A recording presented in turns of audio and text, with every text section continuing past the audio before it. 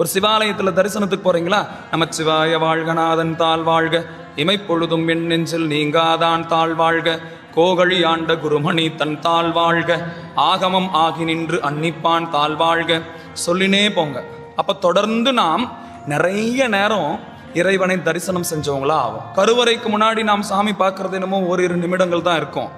ஆனால் இப்படி பதிகங்களை சொல்லிட்டு போனோம்னா நாம சாமியை பார்க்கறது ஓரிரு நிமிடம் தான், சாமி நம்மளை நிறைய நேரம் பார்த்துன்னு இருப்பார். உங்களுக்கு புரியுதா? இப்போ இவ்வளோ பேர் உட்காந்துருக்கிறீங்க, இவ்வளோ பேர் பேசிட்டு அமைதியாக உட்காந்துருக்கிறீங்க. யாராவது ஒருத்தர் அங்கே பேசுனாங்கன்னா இங்கே என்னுடைய கவனம் அங்கே போகுது இல்லை, அங்கே போகுது. அது மாதிரி வரிசையில் எத்தனை ஆயிரம் பேர் வந்தாலும் இறைவனை தரிசனம் செய்யறதுக்கு அந்த நேரத்தில் அந்த கூட்டத்தில் யாராவது திருமுறைகள் சொல்லின்னு வந்தாங்கன்னா எல்லார் கவனமும் சாமி மேலே இருக்கும், சாமி கவனம் அவங்க மேலே இருக்கும். இப்போ நம்ம கவனம் சாமி மேலே இருக்கிறது முக்கியம்தான், ஆனால் அதை விட முக்கியம் சாமியினுடைய கவனம்